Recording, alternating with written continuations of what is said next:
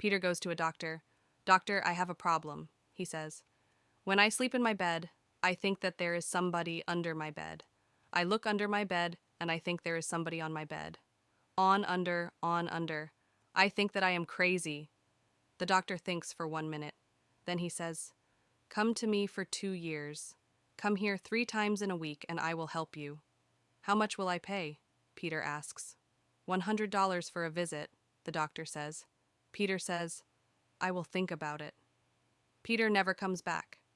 After 2 weeks, he meets the doctor on the street. "Why didn't you come to visit me?" the doctor asks. $100 for one visit? It is expensive for me. A barman helped me for $10. The doctor doesn't understand. "What did he do with you?" "He told me to cut the legs of the bed." A man has a big garden around his house. An old dog comes to his garden. The dog looks at the man and then lies down next to him. When the man stands up and walks to the house, the dog walks behind him. When they are inside, the dog jumps on the sofa, closes his eyes, and sleeps for 1 hour.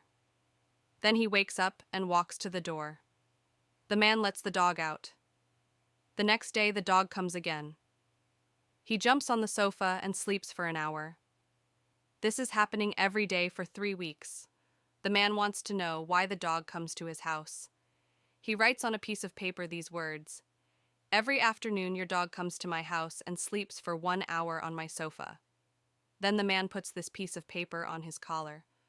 The next day the dog comes with a different piece of paper on his collar. It says, "He lives in a home with 4 children. He needs some quiet place to relax. Can I come with him tomorrow?" A woman is in bed with her lover, who is also her husband's best friend. They make love for hours, and then when they are relaxing in bed, the phone rings. It is the woman's house, so she answers the phone. The best friend listens. He only hears her side of the conversation. "Hello, oh hi, I'm so happy that you called." "Really, that's great. I'm happy to hear that you are having such a good time." "Oh, that is fantastic." "Thanks." "Okay, bye-bye." When she finishes the conversation, her lover asks, "Who was that?" "Oh, she says that was my husband. He told me about all the great time which he's having on his fishing trip with you." A petrol station owner wants to sell more petrol in a small village. He writes on a petrol station owner wants to sell more petrol in a small village. He writes on a board, "Free sex for a full tank." Many people come to the petrol station.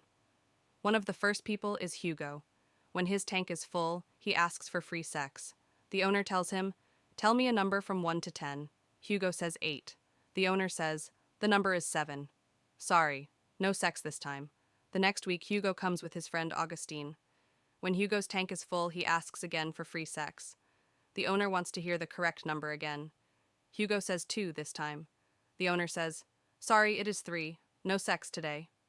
Hugo is angry, and he tells his friend Augustine, "I think it is a marketing trick and there is no free sex." His friend Augustine says, "No, it isn't a trick. My wife had free sex twice last week." 3 friends have a good friend. His name is Joe. Joe is a very big optimist. At every bad situation, he always says, "This is no big problem, it could be worse." His friends don't like big optimists, so they want to tell Joe a horrible story the next day. They think that Joe cannot find a positive side to this horrible story. So the next day, only 2 of his friends come to play golf.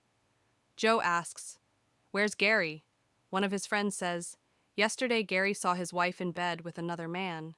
He killed them both, and then he killed himself." Joe says, "Well, it could have been worse." Both his friends say, "How could it be worse? Your best friend killed himself." Joe says, "If it was 2 days ago, I would be dead now.